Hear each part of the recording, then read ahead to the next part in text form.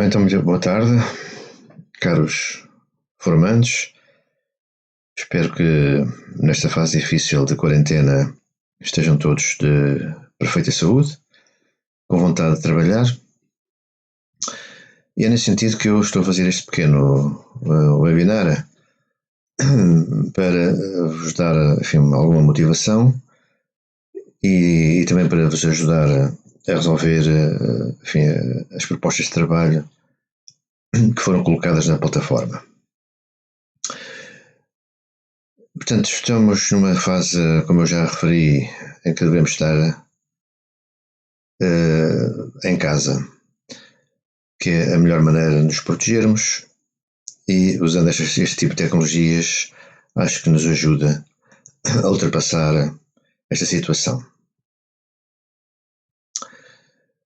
Eu hoje estava com intenção de fazer aqui umas pequenas revisões sobre um assunto que já foi dado, que foram os diodos, e hoje os trabalhos também vão, de certa forma, relacionar-se com os cálculos de circuitos com diodos, recorrendo já a algumas coisas que vocês já sabem anteriormente, nomeadamente as leis de Kirchhoff, a lei das malhas e a lei de corrente. Em relação aos diodos, eu vou fazer aqui uma apresentação muito rápida, porque isto já são coisas assumidas e, portanto, vamos tentar ser breves. Portanto, os diodos já sabem que são compostos por junções do tipo P e junções do tipo N. As junções do tipo P de positiva, são constituídas por lacunas. Uma lacuna não é mais nem menos do que uma ausência de um eletrão. E as junções do tipo N de negativas são junções que são caracterizadas por terem, enfim, um excesso de eletrões. A união entre as duas, em vez de uma estar positiva e outra negativa, quando estimuladas, vai originar um fluxo de eletrões, ou seja, uma corrente elétrica. Tudo isto, como já sabem, são constituídas por cristais de valência 4, que é principalmente o silício e o germânio. Temos então uma estrutura que nós designamos de camada de depleção, que é a camada, enfim, que estão onde as cargas estão mais próximas uma da outra, e que para haver uma condução tem de se atribuir uma tensão por forma a que esta camada de depleção consiga ser ultrapassada. Essa tensão a 25 graus centígrados, portanto a temperatura ambiente, é no silício de 0,7 volts e no germânio de 0,3. Isto é o símbolo de um diodo, onde temos a parte enfim, mais larga, digamos assim, é onde está enfim, o semicondutor tipo P, e do outro lado que nós chamamos de ânodo. Ânodo é a parte positiva, ânodo de adição, ânodo, portanto, é o material tipo P, e a parte negativa, que é representada por um tracinho, sinal de menos, que é o que nós chamamos de cátodo, é o material tipo N. Portanto, aqui tem cargas com mais eletrões, aqui deste lado com menos eletrões, ou seja, lacunas. O diodo tem que estar polarizado, para conduzir tem que estar polarizado diretamente, e portanto já vimos então que, enfim, para polarizarmos o diodo diretamente, temos que ter uma tensão entre o ânodo e o cátodo de 0,7. A polarização direta é quando temos, enfim, uma tensão positiva associada ao ânodo e uma tensão negativa associada ao cátodo, e para isto funcionar temos que então ultrapassar a barreira de depleção, que é de uma tensão de 0,7 volts no silício e no germânio de 0,3. A polarização inversa é exatamente ao contrário. Temos que ter, enfim, uma tensão com carga positiva associada ao cátodo, portanto à parte negativa, e a parte da tensão negativa associada ao ânodo.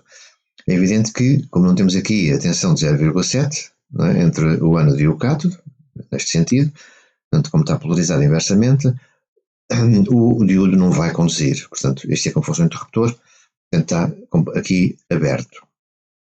Se estiver a conduzir, está o interruptor fechado e há corrente. A corrente a passar.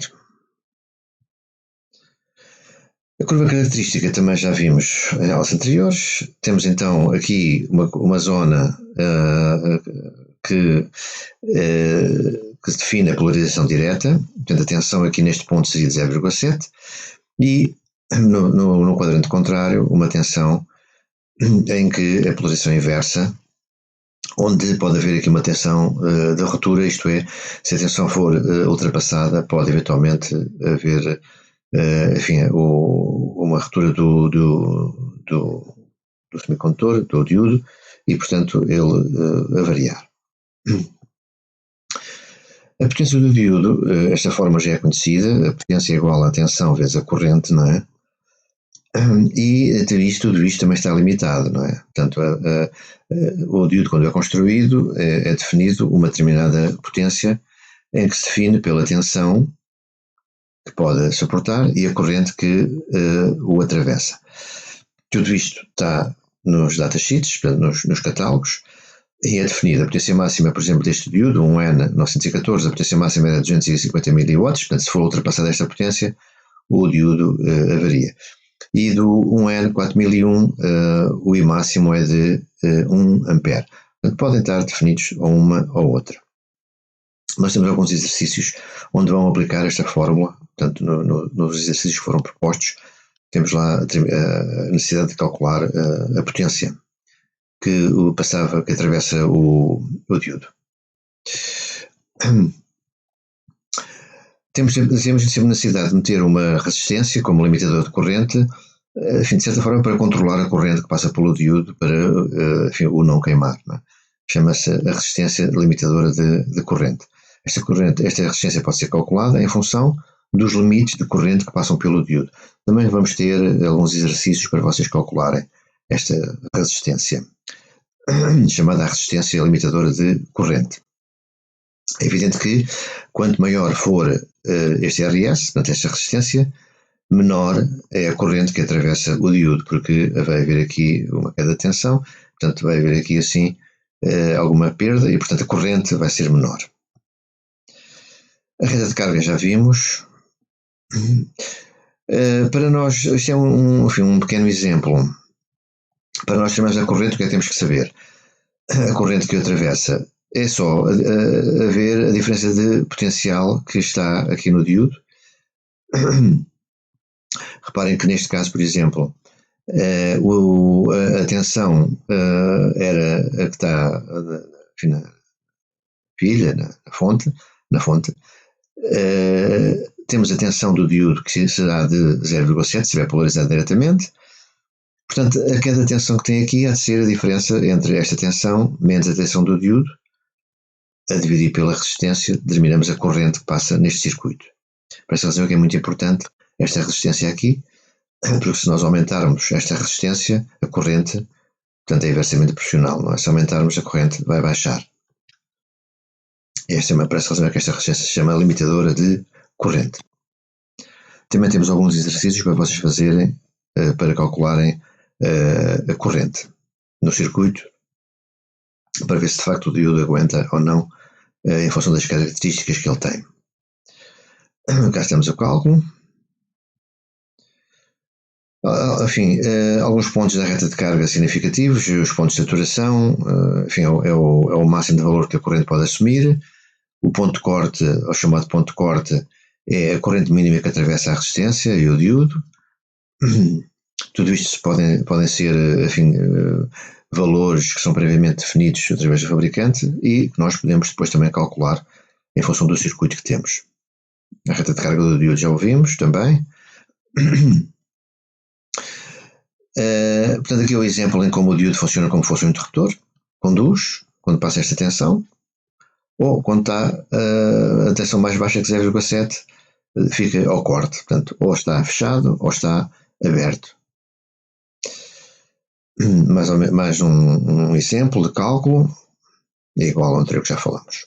E agora iria passar para o exercício propriamente dito.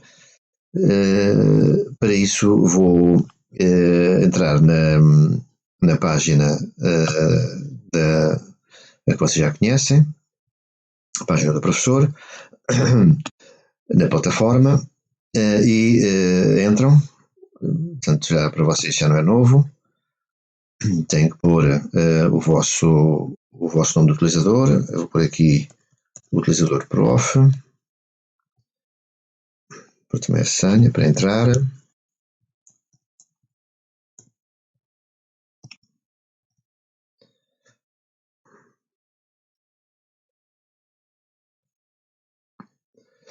Vão à disciplina, Rui Hilário.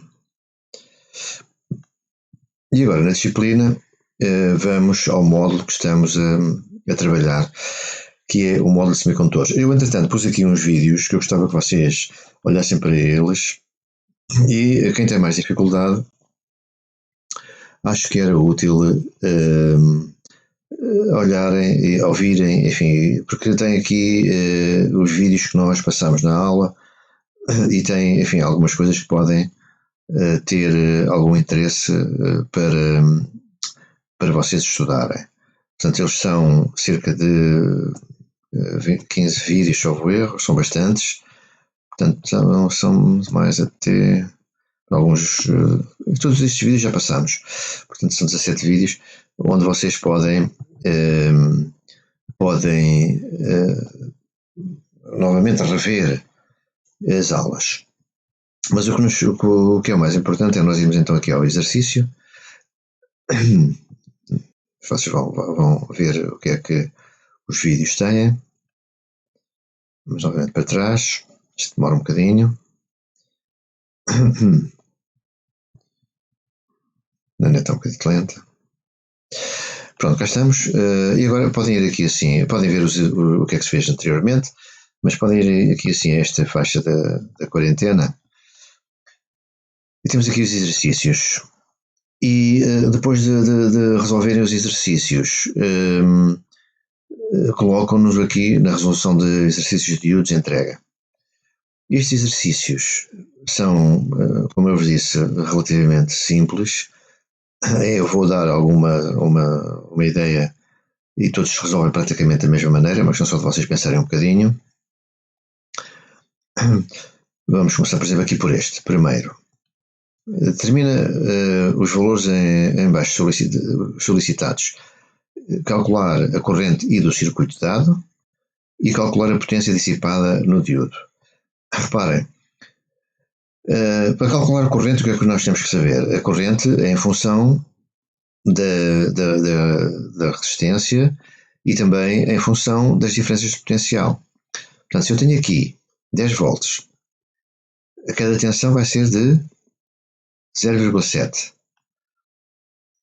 A tensão que eu tenho aqui é uma determinada, vai ser em função da corrente que passa por ela e pela resistência, a dividir pela resistência.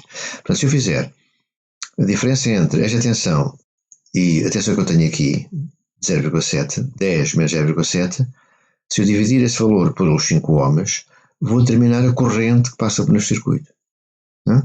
Portanto, é muito simples, como eu estava a dizer. Tensão, menos 10, mais 0,7, vou ter a tensão que eu tenho aqui, aplicando aqui a lei das malhas, não é? Se vocês circularem, já vimos isso anteriormente, se vocês circularem, vão verificar que a tensão que eu tenho aqui é esta menos a do D, menos 10 mais 0,7, ou seja, de 9,3 volts. Se eu dividir agora pelos 5 ohms, vou terminar a corrente que passa. Eu tenho a linha A resolvida. Para calcular a potência dissipada no diodo, como é que eu vejo a potência dissipada? Sei qual é a tensão que tenho nele, que é 0,7. Sei qual é a corrente que vai passar por ele. Já terminei anteriormente na linha A. Faço o produto da tensão vezes a corrente, tenho a potência. Depois vou ver aqui, a ver se os valores estão coerentes com esta tabela. E faço as minhas conclusões. Se a potência ultrapassar este valor, significa que o diodo está em risco. Se a potência for menor, está a trabalhar bem. consegue trabalhar e não consegue queimar. E pronto, e tudo assenta nesta mesma filosofia, tudo assenta nos mesmos princípios sempre. A lei das malhas, ou a lei dos nós, neste caso é só a lei da malha que é precisa, não temos nós. E depois é a lei de Ohm, não é? Que não tem nada de especial. Aqui no exercício número 2, só para completar um bocadinho isto, peço desculpa. É muito simples, é saberem quando é que o DIU está a conduzir. Se o DIU estiver a conduzir, em função da polaridade que ele tem, não é? De atenção que está aos terminais, a lâmpada acende. Se tiver ao corte, a lâmpada não acende. É muito fácil. O exercício 3 é, novamente, a mesma coisa que já no anterior, é exatamente igual, não é? Portanto, temos aqui tensões, temos aqui uma tensão que é de VE, que é de 10 volts, temos o VD do diúdo, que é 0,7, temos a resistência, é exatamente igual ao exercício número 1. Tá? E assim sucessivamente, portanto, é sempre o mesmo princípio.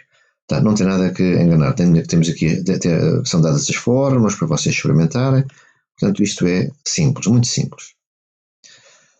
Pronto, depois é só de resolver isto numa folha de papel, podem a caneta, tiram fotografia e metem na plataforma, no sítio que eu já indiquei, aqui, na resolução dos exercícios de entrega. Têm, enfim, uns dias para fazer isto. Depois, quando entregarem, eu vou marcar uma pequena reunião, uma videoconferência através do Zoom, para nós tirarmos dúvidas, para conversarmos um bocadinho, e, enfim, e para verificar que estamos vivos. Pronto, enfim, era tudo o que eu tinha para vos dizer. Vou aguardar pelos exercícios, espero que se encontrem bem, e vou dando notícias. Vão dando, enfim, algumas informações através do WhatsApp, podem usar mails também. Vão mostrando interesse em que querem aprender. Até, um abraço.